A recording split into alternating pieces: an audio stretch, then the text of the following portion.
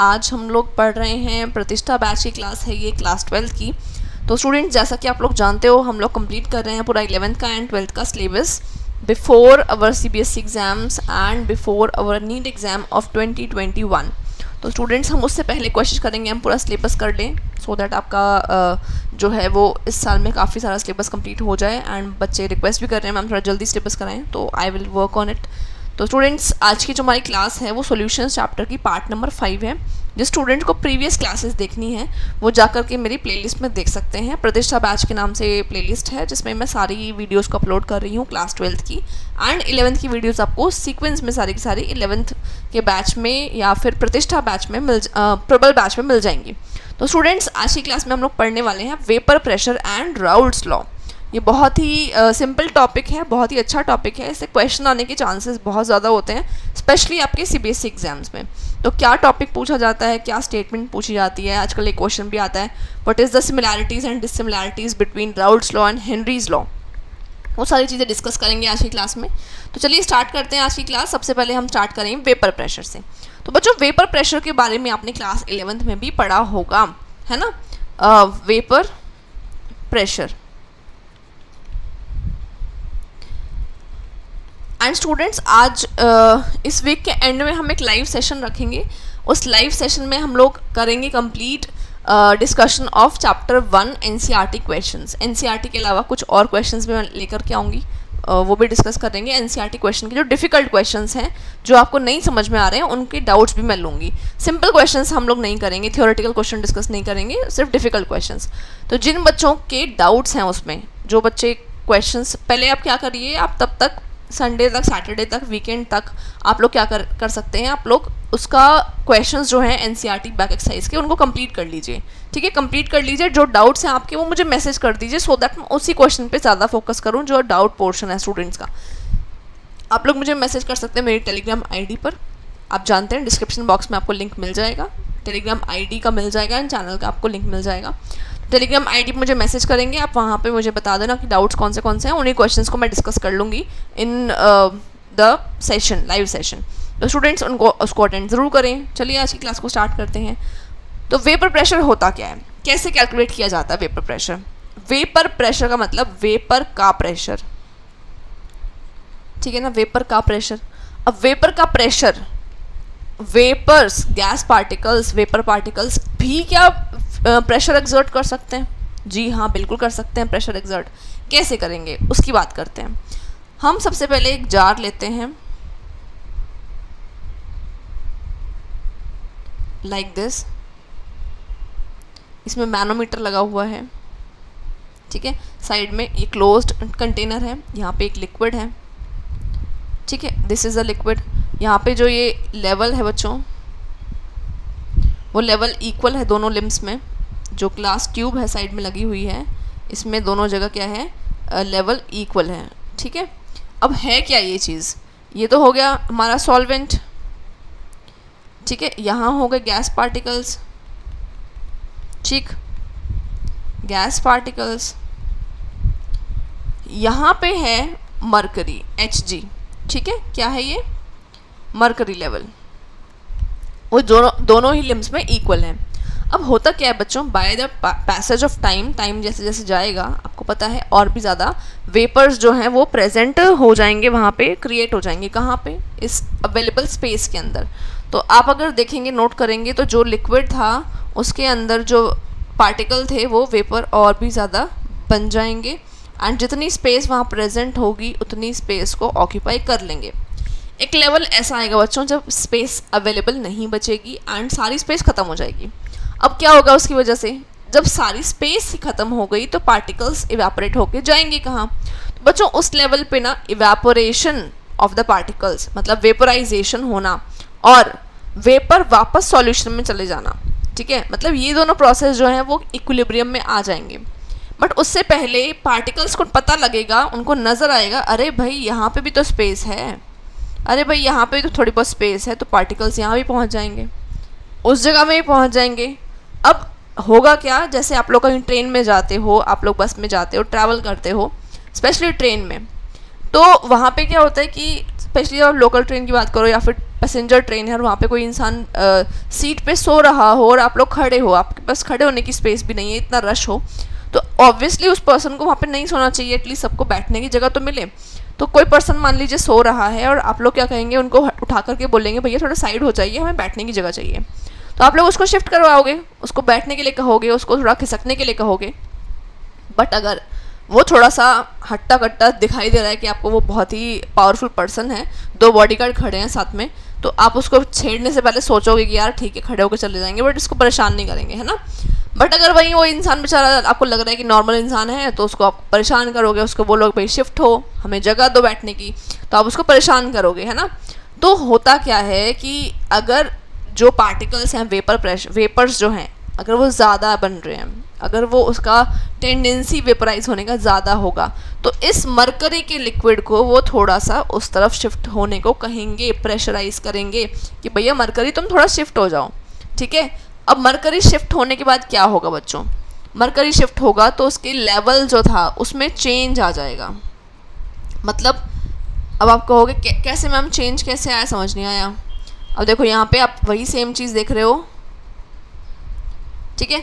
यहाँ पे क्या होगा बच्चों, यहाँ पे जो लेवल था ना पहले, वो बिकॉज ऑफ वेपर का प्रेशर, जो वेपर्स ने प्रेशर लगाया भैया किसको, वो पार्टिकल्स खिसक करके कहाँ पहुँच गए, यहाँ पहुँच गए, यहाँ से तो खिसक गए और ऊपर दूसरी जगह पे ऊपर भी चढ़ गए, बट उसके बाद वो हिलने को तैयार नहीं है। मतलब कि आपने उसको बोला भैया थोड़ा खिसको, आपने उसको उठा के बिठा दिया, अब उसको बोला और खिसको, अब एक टाइम आएगा भाई वो परेशान हो जाएगा, इतनी स्पेस नहीं है, वो मना कर देगा भैया और स्पेस नहीं है और कहाँ खिसकूँ मैं, ठीक है। तो जब मरकरी जो है वो मैक्सिमम जितना खिसक सकता था, जितना वेपर्स बाकी प्रेशर लगा सकते थे, जब वो हो जाएगा तो आप नोटिस करोगे कि दोनों में यहाँ पे दोनों के लेवल्स में एक डिफरेंस क्रिएट हो गया, ठीक है ना। दोनों के लेवल्स में एक डिफरेंस क्रिएट हो गया, जिसको कहा जाता है वेपर प्रेशर। क्या कहा जाता है इसको, वेपर प्रेशर कहा जाता है। वेपर प्रेशर मतलब कि वेपर्स ने प्रेशर लगाया और मरकरी को शिफ्ट करवा दिया, ठीक। अब मरकरी को शिफ्ट करवा दिया, उसको वहाँ पे थोड़ा आगे शिफ्ट करवा दिया, जिसकी वजह से बच्चों क्या होता है, जिसकी वजह से जो प्रेशर क्रिएट हो रहा है, अब इस कंडीशन में जितना भी लिक्विड था या जितना भी आप कह सकते हो कि पार्टिकल्स थे, उनको उसी कंडीशन में रहना पड़ेगा वहाँ पे, वो उतने ही वहाँ पे फिक्स हो जाएंगे, उससे ज़्यादा नहीं हो सकते, उससे कम नहीं हो सकते। तो अब ये प्रोसेस रुकता तो नहीं है, ऐसा तो नहीं है ये प्रोसेस रुक गया, मतलब कि वेपर्स बनना ही रुक गए, ऐसा तो नहीं हो सकता ना कि वेपर्स बनना रुक जाए। तो होता क्या है बच्चों, अब इस कंडीशन में जितना वेपर बन रहे हैं उतने ही वेपर पार्टिकल्स वापस सॉल्यूशन के अंदर भी आ रहे हैं, तो यहाँ पे स्टेबलाइज हो जाता है, एक स्टैब्लिश हो जाता है डायनेमिक इक्विलिब्रियम। क्या बोलते हैं उसको हम, डायनेमिक इक्विलिब्रियम, ठीक है। किस किस के बीच में डायनामिक इक्विलिब्रियम बन रहा है, यहाँ बन रहा है। एक चीज़ ध्यान रखनी है, यहाँ पे हम लोगों को टेम्परेचर और प्रेशर जो लेना है, वो एनवायरमेंटल कंडीशन जो लेनी है वो सेम लेनी है through out the process, constant लेनी है, चेंज नहीं करेंगे आप, ठीक है। Now you can see dynamic equilibrium is attend, मतलब कि जितने पार्टिकल्स वेपोराइज हो रहे हैं, जितना वेपर बन रहा है, वेपोराइजेशन,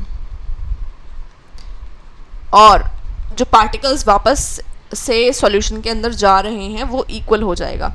मतलब dissolution of the gas, dissolution of gas, ठीक है। ये जो अगर इनके बीच में स्टैब्लिश हो जाए इक्विलिब्रियम, तो कह सकते हैं कि यहाँ पे इक्विलिब्रियम स्टैब्लिश हो चुका है। एंड इस पॉइंट पे जो वेपर का प्रेशर लग रहा है उस ट्यूब के अंदर मरकरी पर, वो प्रेशर जो है रिकॉर्ड कर लिया जाता है, उसे वेपर प्रेशर कहा जाता है बच्चों, ठीक है ना। तो यहाँ तक आपका क्लियर हो गया है। अब 2 बातें कर लेते हैं। क्या कुछ चीज़ें वेपर प्रेशर को बढ़ा सकती हैं, मैं क्यों पढ़ा रही हूँ आपको ये सारी चीज़ें, आप क्लास 11 में पढ़ के आए हो vapour pressure, but still I am teaching some points, because बच्चों ये आगे चीज़ें समझने में काम आएंगी। जिन बच्चों को नहीं पता वेपर प्रेशर क्या होता है, तो अब मैंने बता दिया है, एंड क्या फैक्टर्स हैं कि वेपर्स को बढ़ाया जा सके। आप खुद सोचो बच्चों, कोई पार्टिकल है, जैसे आपने पानी जो है वो फैला दिया है, ज़मीन पर पड़ा हुआ है पानी, क्या होगा कि आप 1-2 घंटे बाद आकर के देखेंगे तो वो पानी जो है वो गायब हो जाएगा वहाँ से, है ना, इवेपोरेट हो गया होगा।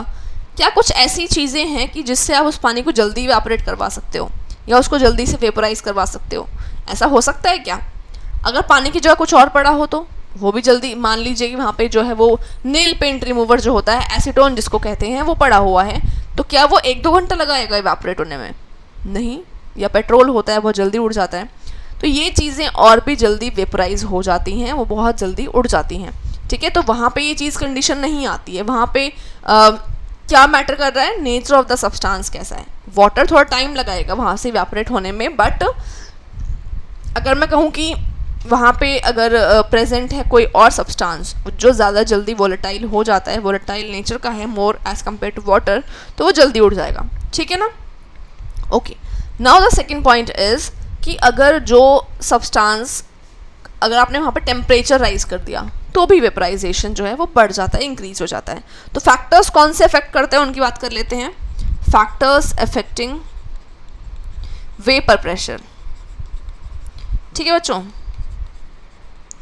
कौन से फैक्टर्स उसको अफेक्ट करने वाले हैं वेपर प्रेशर को? तो पहला पॉइंट तो मैंने बताया आपको, टेम्परेचर। ऑब्वियस सी बात है भाई, गर्मी ज़्यादा होगी तो वाटर जो है वो ज़्यादा जल्दी उड़ जाएगा। जैसे कि अगर आपको पता है कि गर्मी का सीज़न है तो जो पानी अगर कहीं पे फैल गया तो वो जल्दी इवेपोरेट हो जाएगा। बट वहीं अगर विंटर्स हैं, टेम्परेचर थोड़ा कम है, तो मुश्किल है कि वो वहाँ से जल्दी से इवेपोरेट हो जाए। तो टेम्परेचर कैसे अफेक्ट करता है, हम लिख लेते हैं। Temperature increases, vapour pressure also increases. Vapour जल्दी बनेंगे बिकॉज on high temperature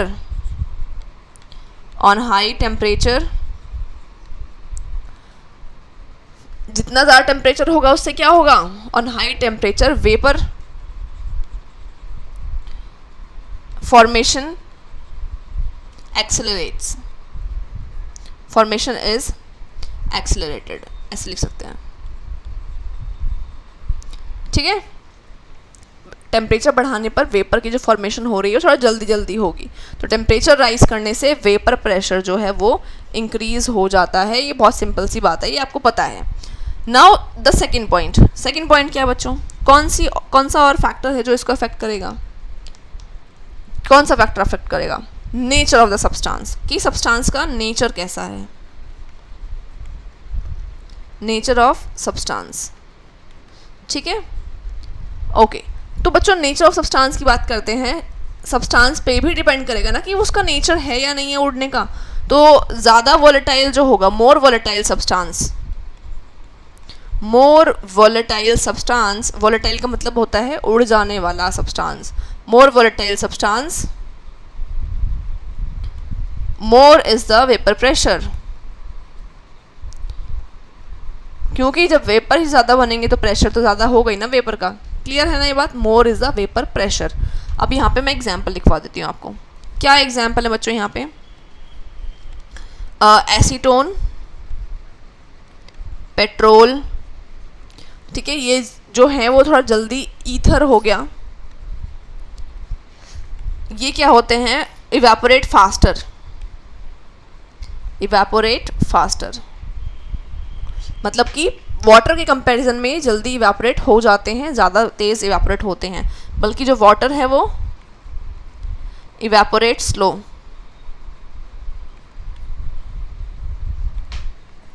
ठीक है ना, वाटर जो है वो इवेपोरेट स्लो होगा। क्लियर है ये बात? तो ये बहुत ही क्लियर कट सा डिफ्रेंसिएशन हो गया। But now the reason is कि वाई इवेपोरेशन फास्टर क्यों होती हैं एसीटोन में, पेट्रोल में, ईथर में क्यों इवेपोरेशन फास्टर होती है? क्योंकि बच्चों inter particle force of attraction जो होगा एटम्स के बीच में, मॉलिक्यूल्स के बीच में जो फोर्स ऑफ अट्रैक्शन है वो थोड़ी कम होती है, तो जल्दी ही सब्सटेंस उड़ जाएगा। बट जो वाटर है उसमें थोड़ी ज़्यादा होती है, हाइड्रोजन बॉन्डिंग होती है। तो हाइड्रोजन बॉन्डिंग की वजह से वाटर के पार्टिकल्स थोड़ा धीरे इवेपोरेट होते हैं, राइट? तो एसीटोन, पेट्रोल, ईथर जल्दी इवेपोरेट क्यों हो जाते हैं? क्या रीज़न है इसके बिहाइंड? द रीज़न इज़, इनका रीज़न क्या होगा? बिकॉज all these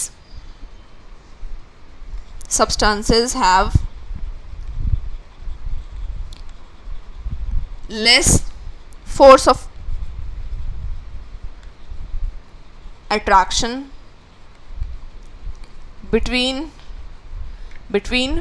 मॉलिक्यूल्स, ठीक है, मॉलिक्यूल्स के बीच में यहाँ अट्रैक्शन जो है थोड़ी कम होगी, because all the substances have less force of attraction between these molecules. और बच्चों वाटर में कौन सी एग्जिस्ट करती है? हाइड्रोजन बॉन्डिंग एग्जिस्ट करती है, तो आप जानते ही हो हाइड्रोजन बॉन्डिंग वो क्या होती है, थोड़ी स्ट्रॉन्ग मानी जाती है, थोड़ी सी ज़्यादा स्ट्रॉन्ग है as compare to all these things.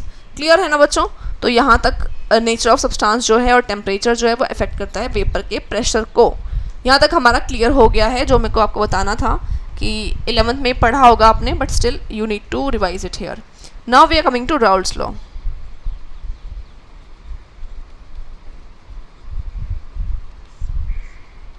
Raoult's law क्या होता है? राउल्ट्स लॉ जो लॉ है वो एक साइंटिस्ट थे एफएम राउल्ट, उन्होंने दिया था। उन्होंने कब दिया था ये?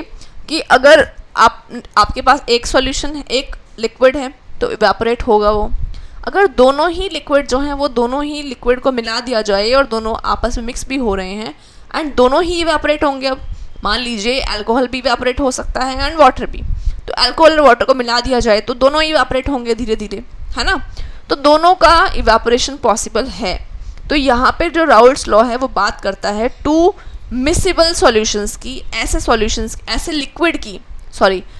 लिक्विड की जो मिसिबल हों, आपस में दोनों मिक्स हो जाते हों और सॉल्यूशन फॉर्म कर सकें। तो एफएम राउल्ट ने ये जो राउल्ट्स लॉ दिया था वो इसीलिए दिया था, इनकी जो बेसिक स्टडी थी उसी के ऊपर बेस कर रहा था। अब कौन कितना डिजॉल्व हो रहा है, किसका कितना वेपर प्रेशर होगा, ये सारी चीज़ें हम डिस्कस करेंगे। तो सबसे पहले हम लिख लेते हैं किस बात के लिए दिया गया था ये, फॉर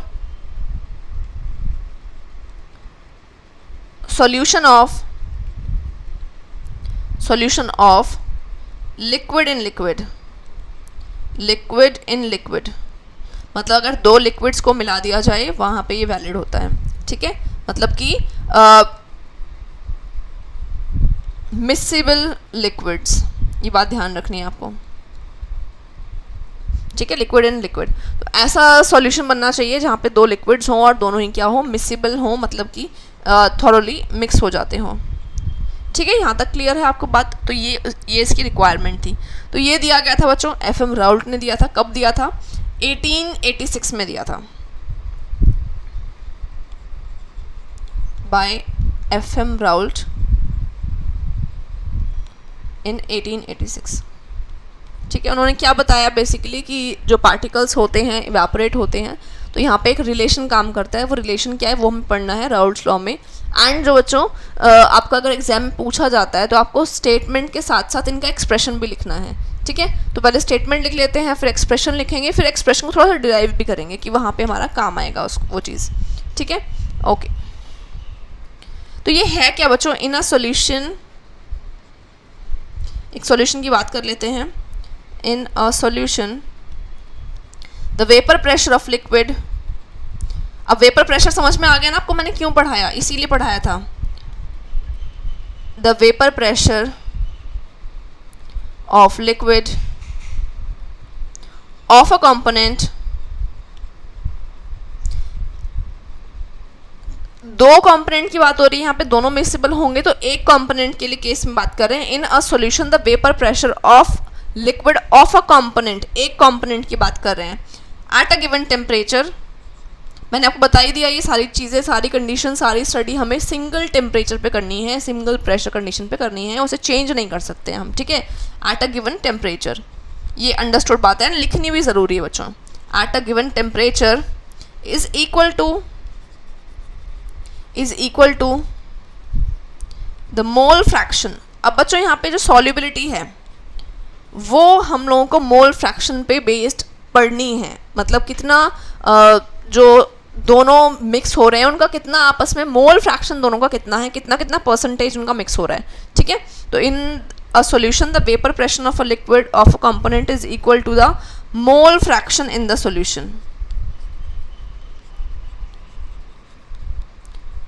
मल्टीप्लाइड बाय, अब दो फैक्टर्स हैं यहाँ पे, एक फैक्टर भी नहीं है, मल्टीप्लाइड बाय दो फैक्टर कौन से, एक तो मोल फ्रैक्शन की बात हमने कर ली है और एक और फैक्टर यहाँ पे है कि उस खुद के कंपोनेंट का प्योर स्टेट में वेपर प्रेशर कितना होता है, multiplied by vapour pressure of that substance in pure state, that substance in pure state. Okay students, तो यहाँ पे हमारे पास दो फैक्टर्स आ चुके हैं, एक तो वेपर प्रेशर कब प्योर स्टेट में, एक फैक्टर तो वो हो गया, और दूसरी बात मोल फ्रैक्शन ऑफ सब्सटेंस का, ठीक है। तो vapour pressure of the component जो होगा वो इन दोनों पर डिपेंड करेगा। तो यहाँ पे हम एक एक्सप्रेशन लिख लेते हैं। क्या एक्सप्रेशन होगा हमारा, देखो अगर मैं बात कर रही हूँ एक कंपोनेंट है ए और एक कंपोनेंट है बी, एक कंपोनेंट है ए और एक कंपोनेंट है बी, दोनों ही लिक्विड्स की बात कर रहे हैं ना, दोनों ही लिक्विड हैं, एक सॉल्यूट होगा एक सॉल्वेंट होगा। तो आपने क्या करना है, आप यहाँ पे इस चीज़ को समझना है क्या कि ए कंपोनेंट हो या बी कंपोनेंट हो, पी ए क्या है बच्चों यहाँ पे, इज इक्वल टू किसके बराबर होगा, मोल fraction of the A and vapour pressure of that substance in pure condition. अब यहाँ पे मैंने ये फॉर्मूला लिखा। अब यहाँ पे पी ए क्या है, पी ए क्या है बच्चों, वेपर प्रेशर है उसी कंपोनेंट का उस मिक्सचर के अंदर। ऐसे ही यहाँ लिख लेती हूँ, P B is equal to X B dot P not B. अब इसका मतलब समझो, vapour pressure of A in solution condition, in solution. अब एक्स ए क्या है, mole fraction of A, mole fraction of A, ठीक है। Now what is P not A, P not A क्या है बच्चों, vapour pressure in pure state, मतलब जब वो अकेला था तब vapour pressure in pure state, ठीक है।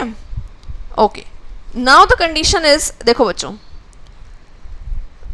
एक दोनों को मिक्स कर दिया हमने, उसमें से मान लीजिए ए सब्सटेंस जो है वो कितना अब इवेपोरेट हो रहा है, वो किसके बराबर होगा, कैसे फाइंड आउट किया जाएगा कि उस सॉल्यूशन में उसका कितना फ्रैक्शन है, कितना मोल फ्रैक्शन है उसका उस सॉल्यूशन के अंदर, एंड उसका वेपर प्रेशर कितना है प्योर स्टेट में, मतलब कि अगर वो अकेला था तो कितना वेपर प्रोड्यूस कर रहा था, ठीक है। एक तो वो मल्टीप्लाई बाय उसका कितना प्रोपोर्शन है उस सॉल्यूशन में, ठीक है, वो चीज़ कितना क्या आ जाएगा आंसर कि अब मिक्सचर कंडीशन में वो कितना इवेपोरेट होगा। मतलब मैं समझा देती हूँ आपको सिंपल शब्दों में।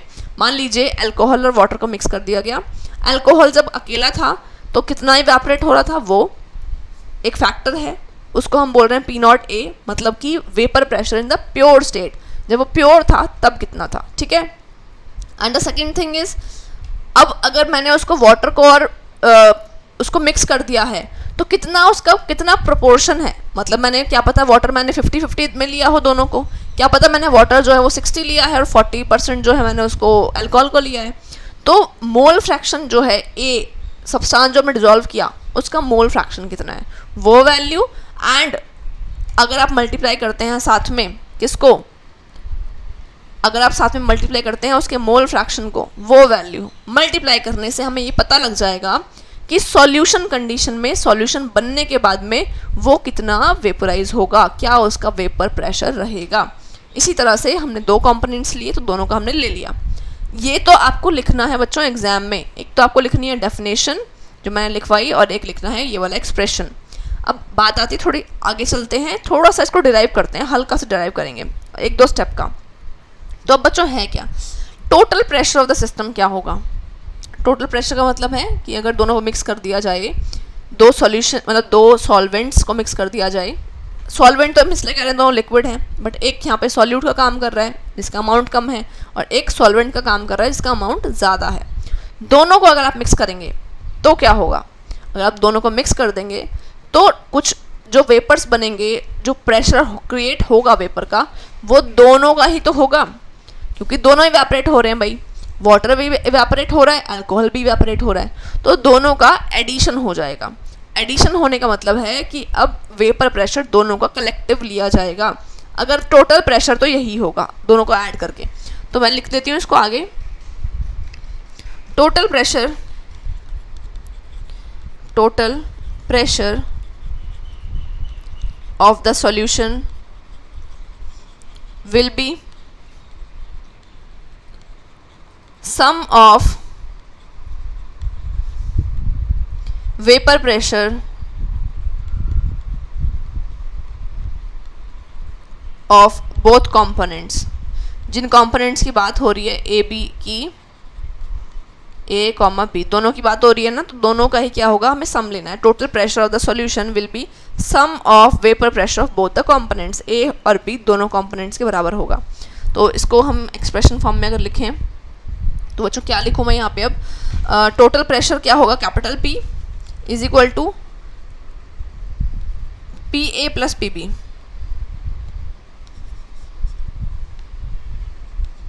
P A plus P B.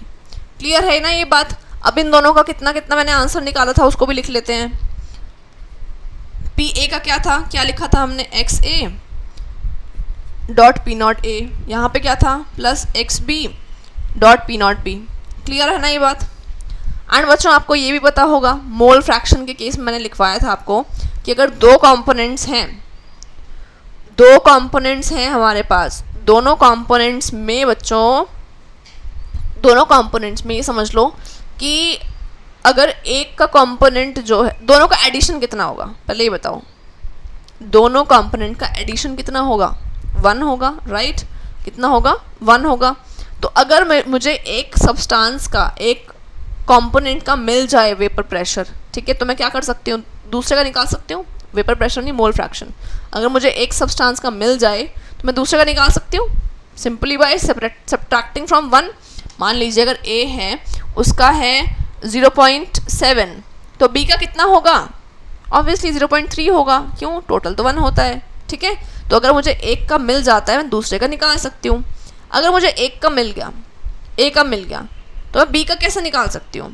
A का है 0.7, तो how can I calculate for B, I can subtract it from 1. तो 1 माइनस A, तो B का निकल जाएगा ना, हाँ या ना, समझ में आई. 1 में से मैं 0.7 को माइनस करूँगी तो B के लिए आ जाएगा ना, कितना आया, 0.3 आ जाएगा. ठीक है, तो मुझे ये चीज़ पुट करनी है यहाँ पे. कैसे पुट करूँ बच्चों, देखो वही चीज़ जो बता रही थी मैं आपको, यहाँ पे मैंने बताया, समझाया. वही चीज़ क्या है कि अगर मुझे एक्स बी का पता है, ठीक है, तो X B minus 1, sorry 1 minus X B अगर मैं लिख देती हूँ, तो किसका कंपोनेंट निकलेगा, मोल फ्रैक्शन किसका निकाल पा रही हूँ मैं यहाँ पे, एक्स ए का निकाल पा रही हूँ, राइट. तो मैं एक्स ए की जगह पे पुट कर दूँ क्या इसको, can I put it here. X A की जगह पे मैं 1 माइनस एक्स बी पुट कर सकती हूँ ना, हाँ, मैं पुट कर देती हूँ 1 minus X B dot P not A dot plus X B dot P not B. यहाँ तक तो क्लियर होगा, ये स्टेप सबको क्लियर हो गया. चलिए इसको थोड़ा सा खोल लेते हैं. इसको हम सॉल्व करेंगे तो P not A minus P not A X B plus, ये तो ऑलरेडी हमारे पास क्या है, ये हमारे पास ऑलरेडी है P not B X B. ठीक है ना. अब इन दोनों में से कॉमन क्या है बच्चों, एक्स बी कॉमन है, तो उसको कॉमन ले लेते हैं. ठीक है, तो हमारे पास ये भी आ जाएगा, इसको भी हम कैलकुलेट कर सकते हैं, इस टर्म से भी निकाल सकते हैं. ठीक है, तो हमारे पास जो फाइनल बच्चों आंसर आएगा ना, वो आंसर क्या आ जाएगा, उसको लिख लेते हैं, P not B minus P not A X B plus P not A. ठीक है, क्लियर है ये बात. क्या किया हमने, इसको पहले एक्सपैंड कर लिया, एक्स ए की वैल्यू पुट करी कितनी, 1 माइनस एक्स बी पुट करी. बताया था मैंने आपको मोल फ्रैक्शन में ऐसे ही करते हैं, टोटल का जो होगा भाई 1 होगा ना, तो 1 में से माइनस करके मैं लिख सकती हूँ यहाँ पे. अब मैंने क्या किया इसको, अब मैंने इसको खोल लिया, इसको मल्टीप्लाई कर लिया. उसके बाद मैंने एक्स बी कॉमन ले लिया इन दोनों टर्म्स में से. ठीक है, कॉमन ले लिया, जो अंदर बचा उसको लिख लिया, प्लस पी नॉट ए. मैंने इसको थोड़ा रीअरेंज कर दिया, रीअरेंज करके देख लेना अपने टर्म्स में, और ये आंसर आ जाएगा आपका. ठीक है, तो बच्चों ये जो एक्सप्रेशन है, या तो इसको लर्न कर लीजिए, total pressure is equal to this, कहीं कहीं कैलकुलेशन में काम आता है, डिराइव नहीं करना पड़ेगा आपको, या तो आप लर्न कर सकते हैं, और अगर आपको आता ही है तो आप इसको सॉल्व भी कर सकते हैं इन द एग्ज़ाम. अगर एग्ज़ाम में सॉल्व करना हो तो सॉल्व भी कर सकते हैं. तो ये दोनों चीज़ें हैं. ठीक है बच्चों, तो कौन सा आपको, अगर देखो अब यहाँ पे 2 चीज़ें हैं. अगर CBSE एग्ज़ाम में बोला जाए कि explain the routes law 1 mark में आ जाए, और अगर 2 मार्क्स में आ जाए, तो डिफरेंस क्या है. अगर 1 मार्क में आता है तो आपने उसकी डेफिनेशन लिखनी है प्लस एक्सप्रेशन लिखना है, ठीक है। कौन सा एक्सप्रेशन लिखना है? ऊपर वाला एक्सप्रेशन लिखना है। कौन से वाला? कि कंपोनेंट वाला, ठीक है। मतलब P A is equal to X A dot P not A, ये वाला एक्सप्रेशन लिखना है सिर्फ। अगर 2 मार्क्स में आ गया तो क्या लिखोगे? 2 मार्क्स में आ गया तो डेफिनेशन भी लिखनी है, ये वाला एक्सप्रेशन भी लिखना है, और साथ में ये वाला एक्सप्रेशन भी लिखना है, डिराइव करके लिख देना, तब जाके 2 मार्क्स मिलेंगे। समझे? समझे यहाँ पे बात? अगर 1 मार्क का आ जाता है तो सिर्फ डेफिनेशन लिख के छोड़ देना, एक्सप्रेशन लिख देना ये वाला। अगर 2 मार्क्स में 3 मार्क्स में आ जाता है तो ड्राइव करके दिखाना पड़ेगा। आपकी टीचर नहीं कहेगी आपको कि ड्राइव करिए, क्वेश्चन में नहीं मेंशन होगा, बट आपको खुद समझना पड़ेगा कि मार्क्स ज़्यादा हैं and you need to explain it thoroughly. Clear? यहाँ तक हो गया है। तो बच्चों अब now the next thing is कि यहाँ पे जो ग्राफ है वो कैसे समझ में आएगा। अब इस पर ग्राफ पे चलते हैं हम। तो एक ग्राफ की बात कर लेते हैं, ठीक है। सबसे पहले मैं यहाँ पे एक कर्व बना रही हूँ।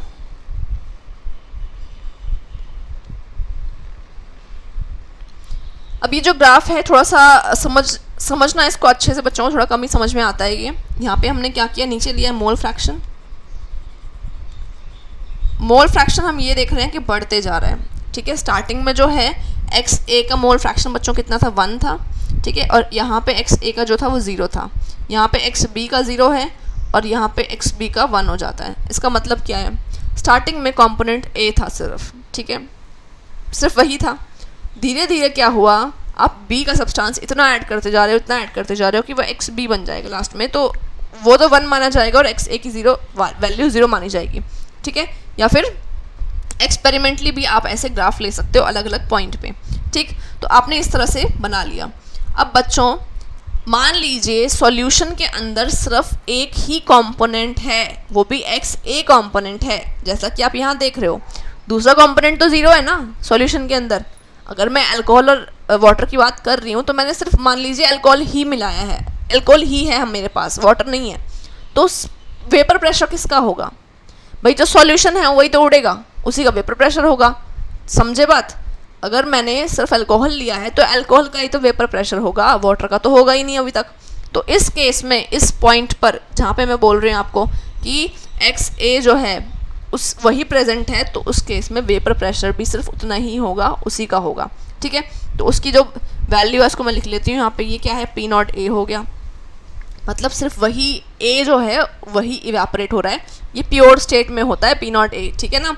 हाँ, अब बात करते हैं, इधर आ जाते हैं राइट हैंड साइड पर। यहाँ पे आप देखिए एक्स ए कितना है? 0, एक्स बी कितना है? 1। मतलब यहाँ पे एक्स बी जो कंपोनेंट है वो ज़्यादा है, पानी जो है वही लिया है हमने, अल्कोहल नहीं है। तो यहाँ पे जो वेपर प्रेशर होगा वो किसका होगा? वो सिर्फ वाटर का होगा, ठीक है ना। तो अगर मैं बात करती, मैं एग्जांपल बता रही थी आपको, ठीक है। यहाँ पे जब दूसरा कंपोनेंट होगा तो उसका इक्वल तो होगा नहीं, या तो ज़्यादा होगा या कम होगा, ठीक है। अब यहाँ पे हमने दूसरा कंपोनेंट ले लिया तो उसका वेपर प्रेशर मैं मार्क कर लेती हूँ पी नॉट बी यहाँ पे, ठीक है। क्लियर है ना ये बात? ओके, सिंपल सी बात है, यहाँ पे तो कुछ नहीं है समझने वाला इतना ज़्यादा, ठीक है ना। अब now I am talking about vapour pressure. ये जो मैंने लिया है इधर वो वेपर प्रेशर है, ठीक है ना, वेपर प्रेशर, ठीक है बच्चों। तो ये हो गया।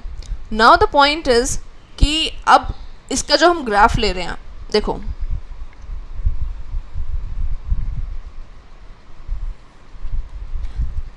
धीरे धीरे पी नॉट ए का अमाउंट जो है, अगर हम लेफ़्ट टू राइट जाएं धीरे धीरे, ध्यान देना, मैं एक्स बी की वैल्यू बढ़ाते जा रही हूँ, एक्स ए की वैल्यू कम करते जा रही हूँ। तो एक्स ए का पार्शियल प्रेशर भी तो कम हो रहा है, ये देखना ध्यान से।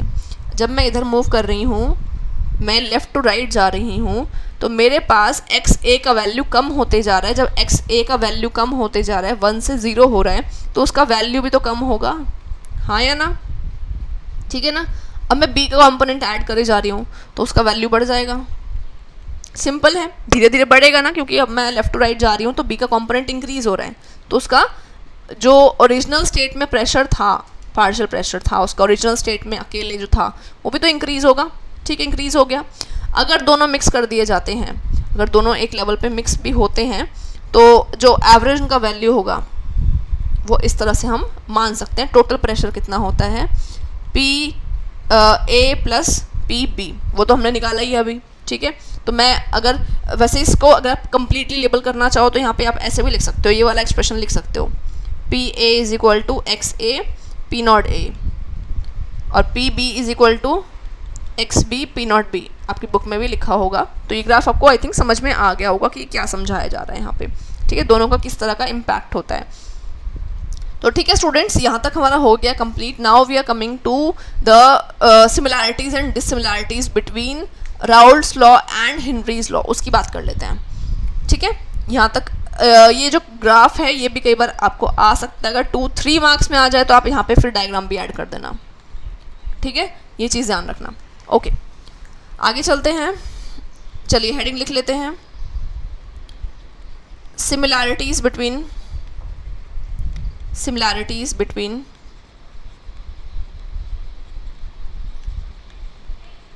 राउल्ट्स लॉ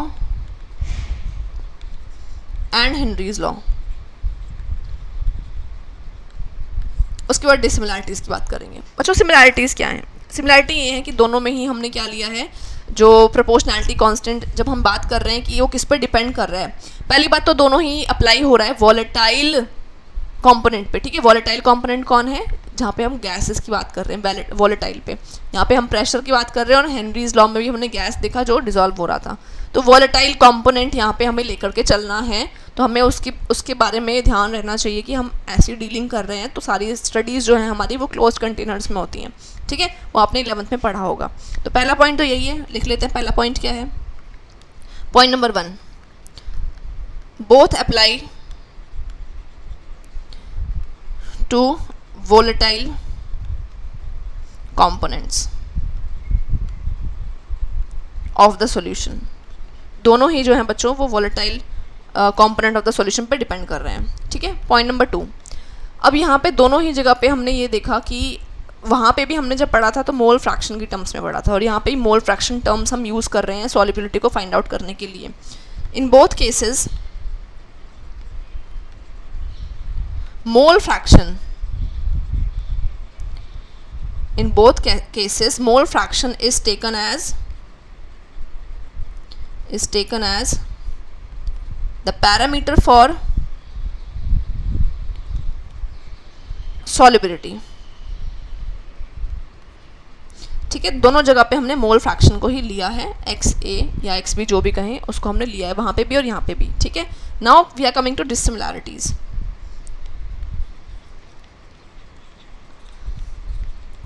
आप खुद सोचिए क्या डिससिमिलैरिटीज़ है दोनों में,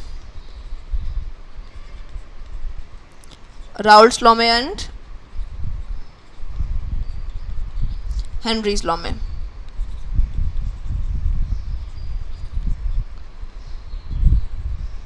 देखो बच्चों, वहाँ पे जो प्रोपोर्शनैलिटी कांस्टेंट था वो तो हेनरीज कांस्टेंट था, है ना, जो डिपेंड किस पे करता था? नेचर ऑफ द गैस पे डिपेंड करता था। यहाँ पे हमारे पास कौन है? यहाँ पे कौन है हमारे पास? Proportionality constant. बच्चों यहाँ पे हमारे पास प्रोपोर्शनैलिटी कांस्टेंट जो है वो हमने लिया है पी नॉट ए, मतलब partial pressure of the liquid in pure state, वो हमने लिया है, ठीक है। तो ये दोनों की डिफरेंस है, तो लिख देती हूँ मैं यहाँ पे in Henry's law, Henry's constant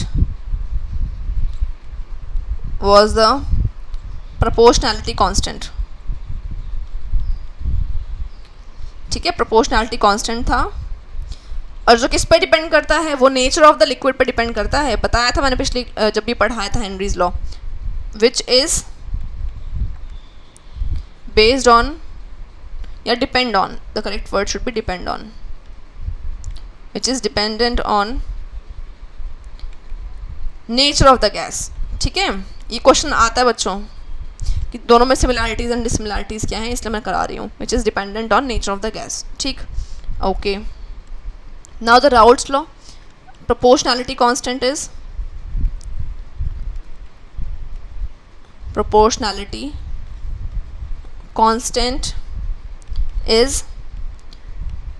P not A और पी नॉट बी। यहाँ पे हमने यही लिया है ना, मतलब वेपर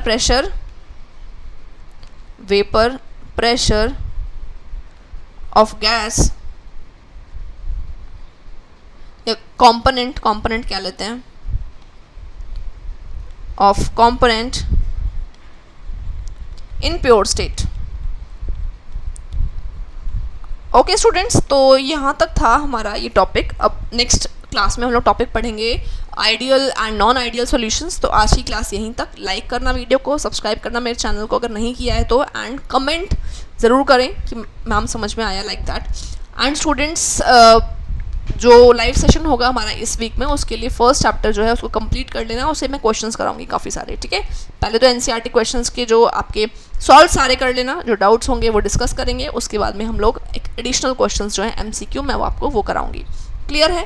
तो स्टूडेंट्स, आज की क्लास यहीं तक. Okay students, bye bye. Tell me pretty lies, look me in the face. Tell me that you love me, even if it's fake.